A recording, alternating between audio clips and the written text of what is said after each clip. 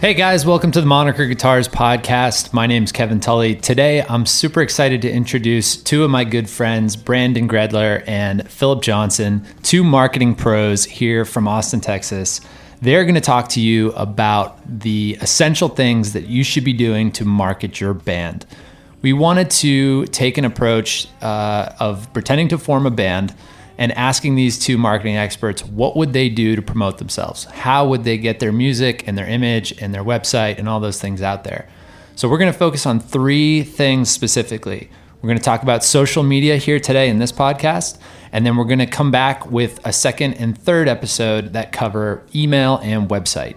So at times we get a little technical in what we're talking about. We'll always try and back up and explain exactly what we mean. So if you feel like you're not able to follow for a second, just bear with us. Hopefully everything will come back around for you and make perfect sense. If you have any questions at all, please feel free to email us at info@monikerguitars.com. But hope you enjoy this podcast, hope you get a lot out of it, and hope you can put it to work for your band. Support for this podcast is provided by 512 Brewing Company, independently owned and distributed organic craft beer since 2008. Drop-in open house hours are Saturdays, noon to 4, just down the street here in Austin, Texas. Go drink beer, have fun, and say hello.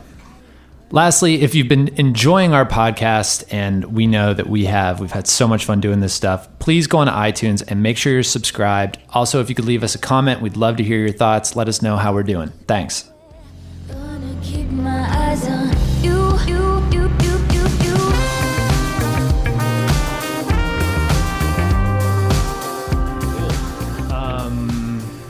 All right, so we're recording. All right, so here's what we're gonna do. We're gonna form a band right here, right now. Me, Phil, Brandon. But before we do that, if I could get you both to introduce yourselves. Brandon, could you tell us who you are? Yeah, Brandon Gredler, marketer by trade. I've worked in several different industries, though, of which includes the music industry. Most recently, technology innovation for Fortune 100 companies. And you're a guitar player. I am a guitar player. I'm a pretend keyboard player, and I'm a drummer at heart. He might own a moniker. Phil, introduce yourself, please. Yeah, my name's Phil Johnson. Currently work at everlywell.com, where I run product there. And recently marketing as well. Before that, I worked on a business or marketing platform for about 5 years, so been around the space quite a bit. Was also a musician at one point in my life before I put Still that are. six string down. Yeah, still are. Lead guitar player. Not trying to brag or anything. But also can play the triangle. Sweet. Some drums. Nice. Bagpipe a little bit. I'm big on bagpipes. Yeah. He's not bragging. No bragging. Is that a joke, or do you really play I don't play the bagpipe? bagpipe. Oh, man. A lot cooler. If you put some pipes on a bag, it could probably make something happen. Yeah. All right, so here's what we're doing. We're forming a band. Brandon, what do you want to play? I'll give you first crack. Ooh, synth. Synth? All right. Yeah. Phil, were you lead guitar shredder? Shredder Okay. Max. All right, I'm going to be on the drums. And the reason I'm choosing the drums is we all know that drummers don't know much. And today we are talking about marketing, and I am the least qualified in the room to be talking about this. We do marketing here at Moniker, but these guys are pros, and that's why I'm hiring them for my band. And like any good band, we need a name. Does anybody have any ideas for a band name off the cuff here? Can I throw one out if you don't know? How about Comb Over? Okay. You get something better? Step it up. What about? No, it's just like the drummers always come with the weird ideas. They grab the mic. Stupid drummer. What do you got? I'm thinking if we're supposed to be talking about marketing, maybe we come up with a really cheesy marketing type jargony name. What do you got? Your idea. You got to bring the fire. What about upside down funnel? Upside down funnel. Oh my. Worst band name ever. Yeah, it's pretty bad. All right, we're going with it. We're All right. upside down funnel. Funnel cake? We're good. All right, we'll go funnel cake. Okay. It's a spin-off. Keep it light. Funnel cake. All right. Cool. So we are funnel cake, and we just recorded our EP just now. It happened really quick. It came together super fast. What's the name of the EP? Funnel Cake. It's called Don't Count Calories. Don't Count Calories. Yeah. So nice job on the synths. Lead guitar playing was excellent. Drumming obviously super tight. And we're getting ready to put out our EP. We're going to be doing some merch. We're going to be touring. We're going to be doing all the things that a big boy serious band does. And so we're meeting here today to talk about our marketing strategy. And Brandon, I'm going to ask you to start us out by just kind of explaining what is marketing and how does it differ from sales? The job of marketing is to capture people's attention and to ultimately drive them to whatever goal you're trying to do. A really interesting framework and somewhat famous framework is the R metrics framework. So it's not R like the letter, it's R like the pirate. R. Everyone do it. Good. Phil. All right, so the R metrics, right? So it's acquisition, activation, revenue, referral, and retention. So if you start back at the top, so acquisition is not acquiring somebody, it's acquiring eyeballs. So if, a lot of the times when I think about this, if you swap that word for awareness, you're pretty much there, right? Activation is getting somebody to take an activity you want them to do. So with Funnel Cake, what do I want you to do, right? I want you to watch the video. I want you to give me your email address. And that's an indicator that you're well on your way to doing the things that I ultimately want you to do, which is to buy a piece of merch, show up to my show, tell your friends is really where I'm getting to, right? Referral, that was what I just talked about. It's that K factor. It's really how can I get you to tell the 3 people that you're about to see about the song that you just heard. And then retention, how can I get you to do it over and over and over and over again? And sometimes that order's swapped depending on when they come through the funnel, but ultimately it's a revenue-based event. Sometimes it's dollars, but sometimes it gets into what is worth it to you. Right? Sometimes dollars trades hands, but sometimes it is about eyeballs, especially in this business. If you can get somebody to subscribe to your YouTube channel, I could argue that that's as valuable as somebody showing up to your show when you add it up, right? And you do the math to it. So simple framework, R metrics all the way through. That's what we're going to do. And let's pause for a second and talk about that funnel, the thing that we're basing our band name and album name off of. Basically, if you imagine a funnel with the big open top and the skinny little bottom, what we're trying to do is pour as many people into the top of the funnel as possible, knowing that many of them will kind of fall out on their way down the funnel, and a small amount of fans or a smaller amount of fans will pop out the bottom. Is that right? Yeah, that's correct. And then ultimately, that's a linear path. But in this business and a lot of businesses, it doesn't end there. And what you want to do is drop them back into the retention part. Right. So perhaps our band name should be called Funnel with a Loop or something like that. Because it's hardly ever straight through. Sure. When it is, it's nice. But the fact is we want to, especially in this business, you want to capture them and put them back into the retention.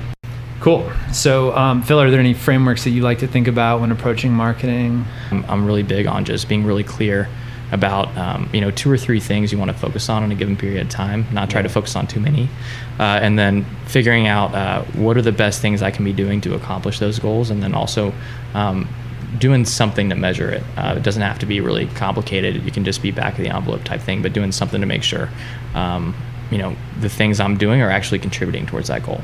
Right. Things that don't get measured don't grow, right? Exactly.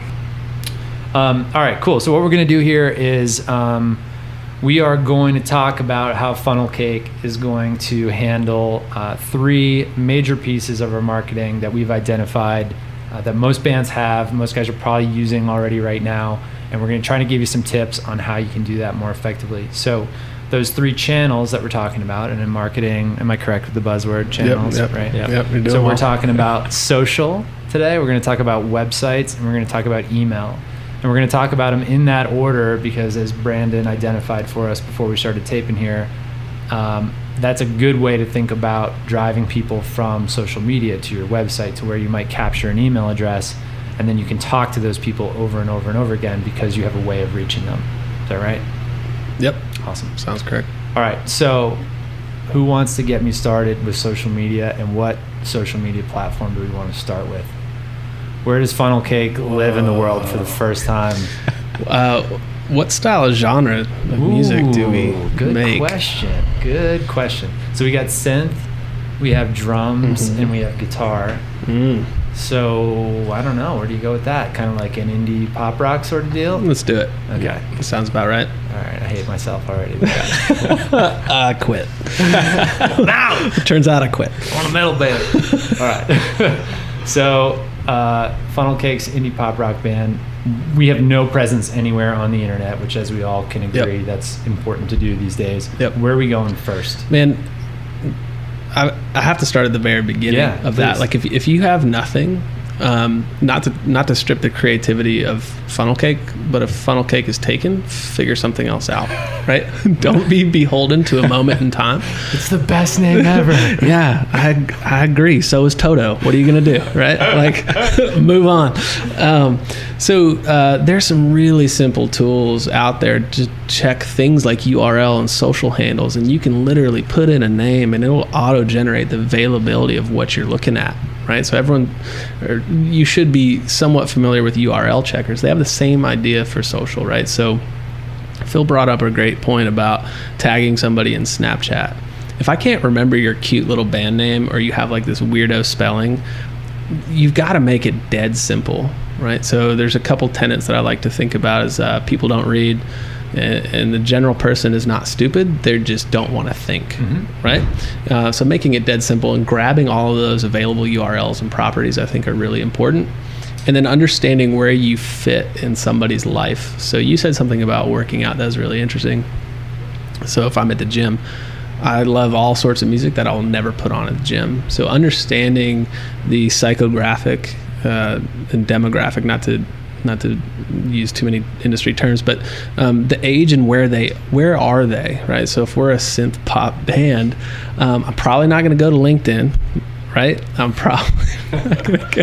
There are just like things that avail themselves so naturally. And then what's really cool from a content publication, so let's say we are on, I think if you don't talk about Instagram, you're silly. Their astronomical growth, the decline and decay of Snap in general, I don't think it's a little bit business lensy-y, but I think Instagram satisfies a lot of it, from hashtag searchability, the discovery, the ability to do all the things that you can do from, live and video based and all that shit. So let's say we're on Instagram. One of the things that's really cool is syndication, right? So I can publish in one place and push to a lot of others. So it doesn't mean that you shouldn't be on Twitter.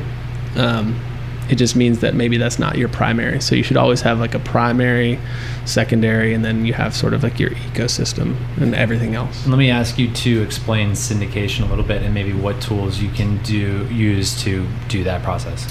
Yeah, so I'm a huge fan of Buffer. Buffer.com.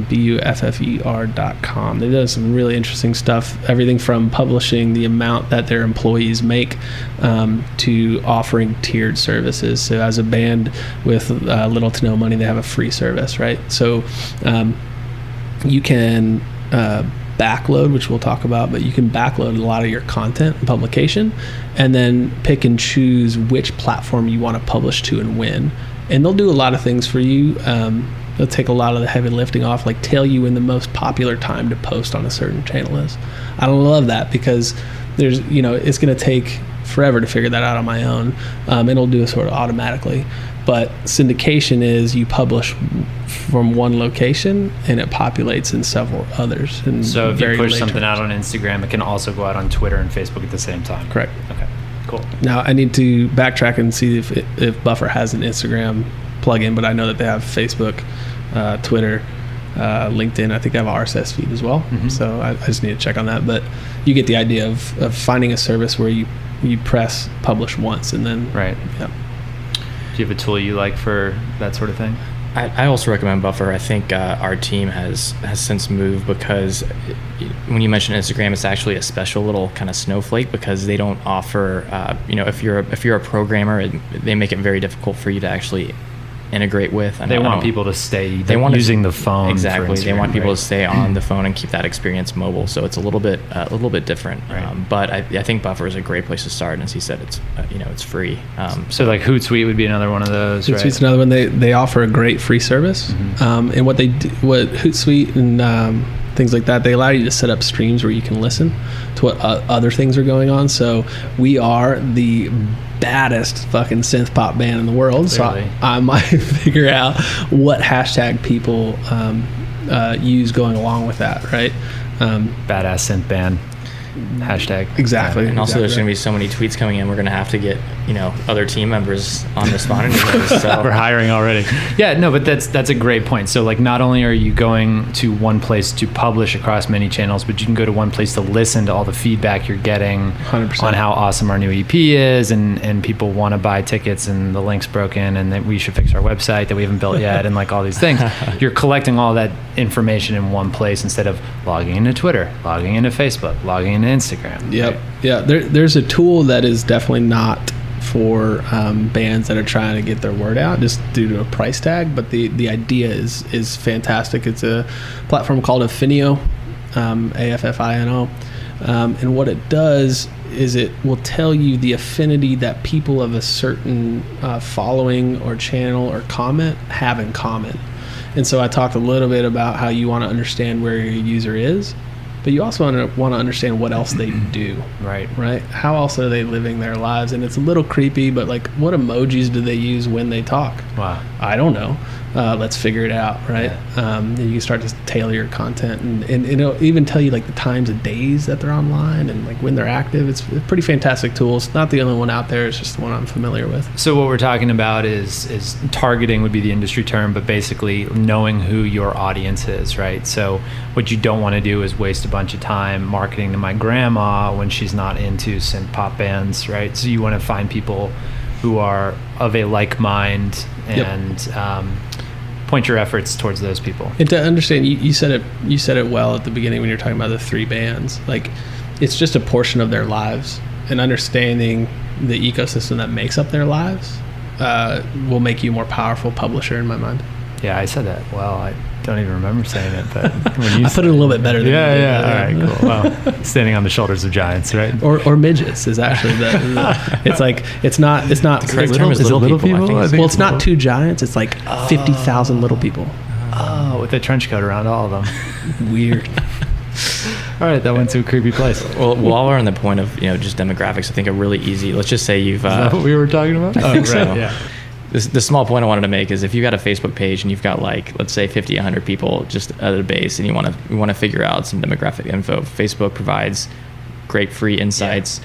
You just go into your page manager. There's a little insights tab, and there should be I think there's a demographic or age. I can't remember the exact title, but you can go in there and see the average age and kind of breakout and gender, et cetera, and even some things that they might all like or common interest. Yeah. So when we start our Facebook page, we're all going to go on and we're all going to invite all of our friends, right? And those that actually follow us or like us, whichever the platform is, we can then go and see what do those people all have in common. And Facebook will provide that information. Oh, they're all 22 to 26 and they all live in Milwaukee and whatever. I mean, you'll get all that information right there.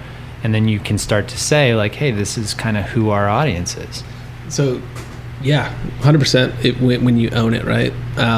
There is a service out there, and for not much, it depends on. So we are Funnel Cake. Who in the world is a synth pop like mega? Like, who do we want to be like? When Chromeo. Got it.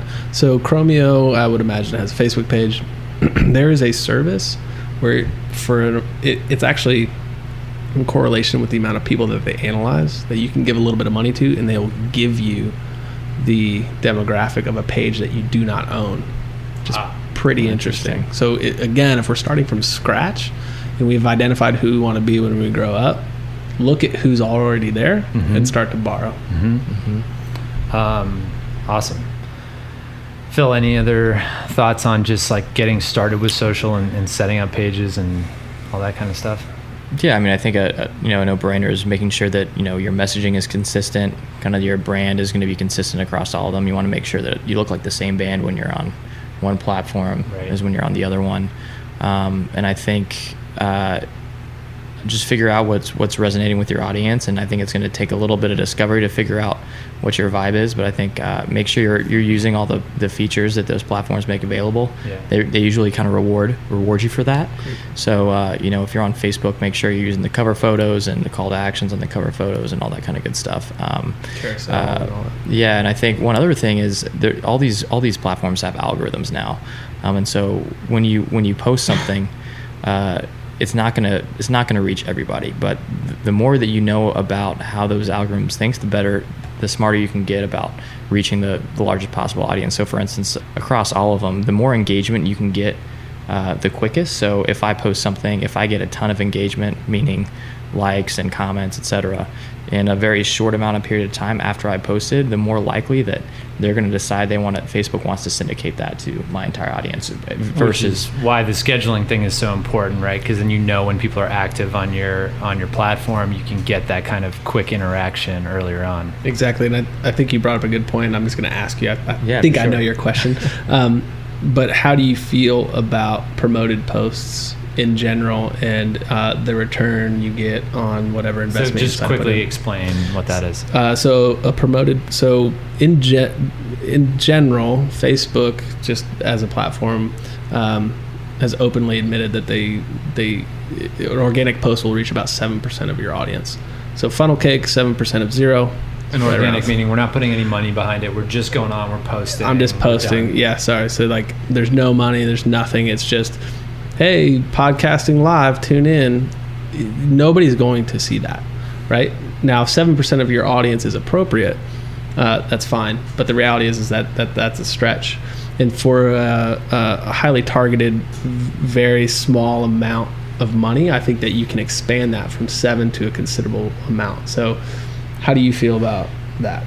I think I'm extremely pro promoted posts because especially if you have a clear objective about what you want to get out of said posts. And I think you can always start with just the Facebook. Hey, do I want to boost the posts? I think you can start there and see how it does. But eventually you can actually get in there and create a little bit more targeted advertising where you're actually starting to think about maybe I'm targeting people of my page. Maybe I'm targeting people on who I want to be when I grow up. So maybe I target people who like Chromeo's page, or if I'm doing a show, and in Milwaukee, we're big in Milwaukee.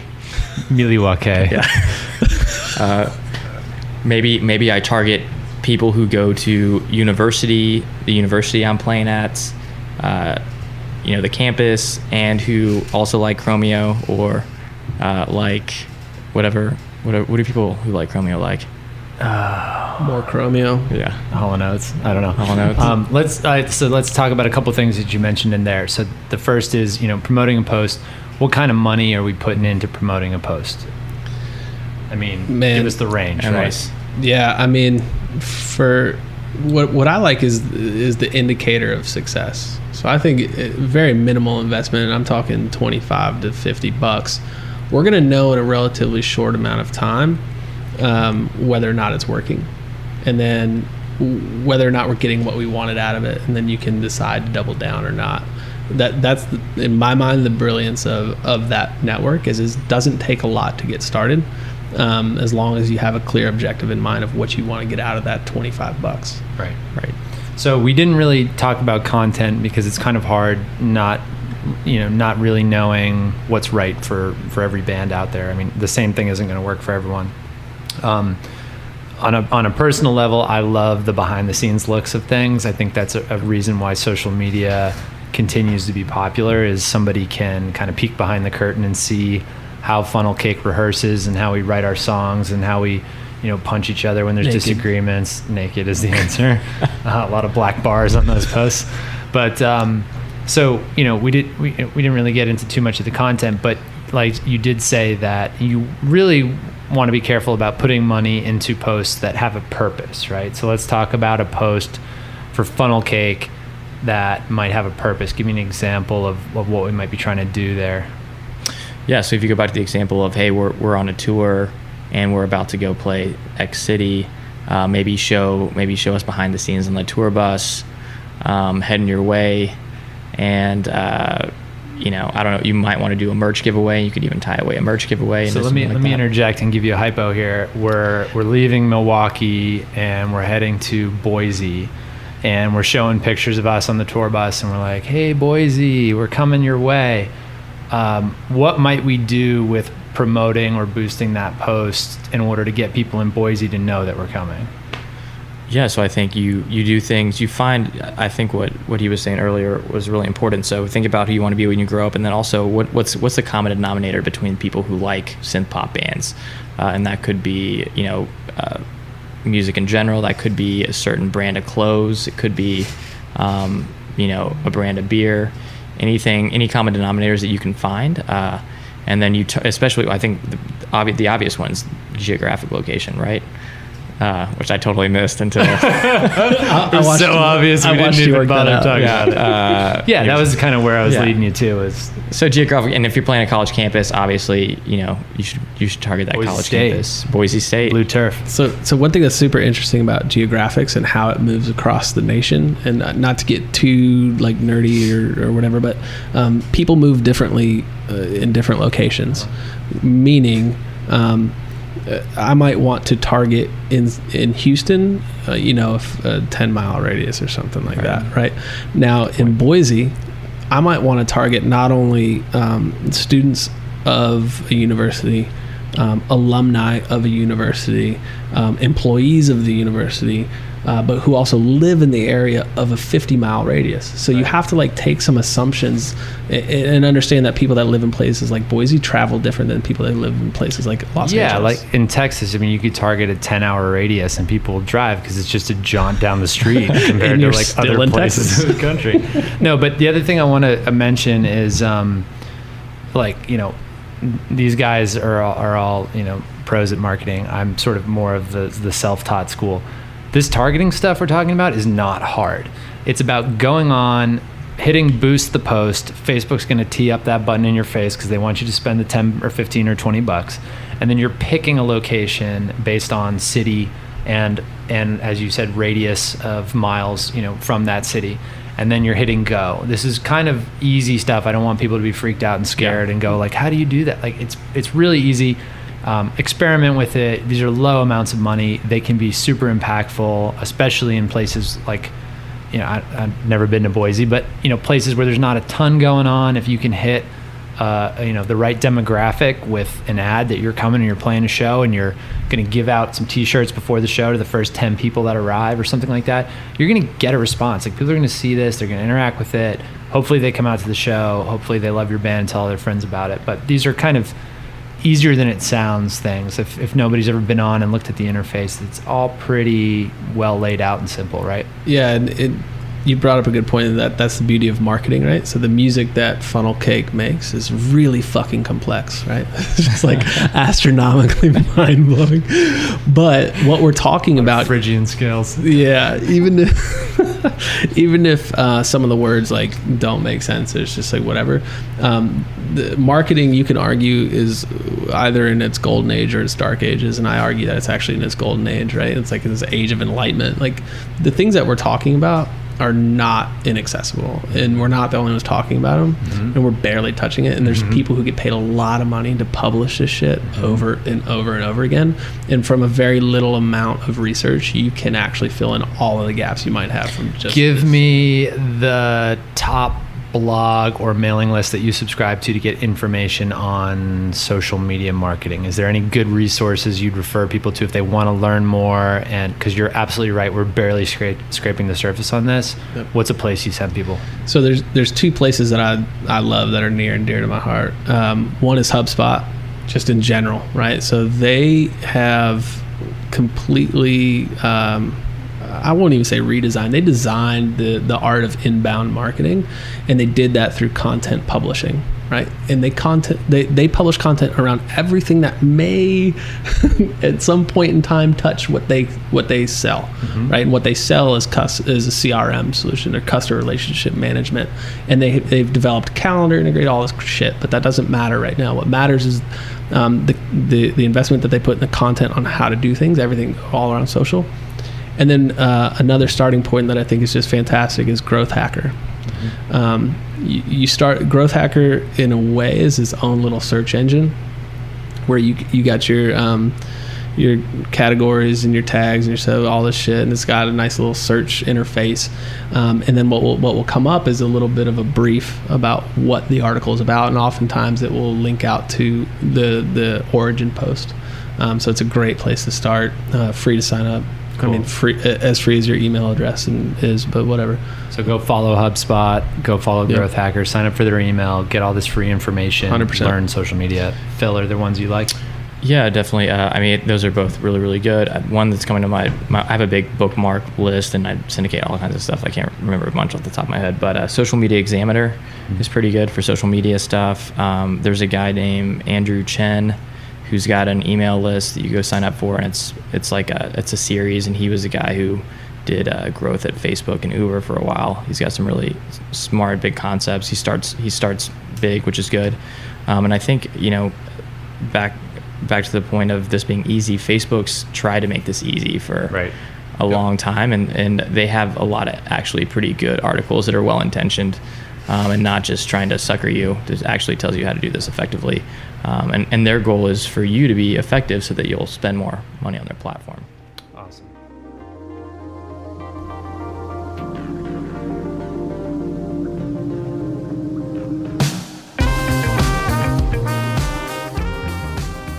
You're listening to the song Tongue Tied by Moniker artist The Wild Now. Thanks to those guys for helping us out with the music for today's episode. Please make sure to head over to iTunes and subscribe to the podcast. Leave us some comments. Tell us how we're doing. It would help us out tremendously. Thanks so much. Stay tuned.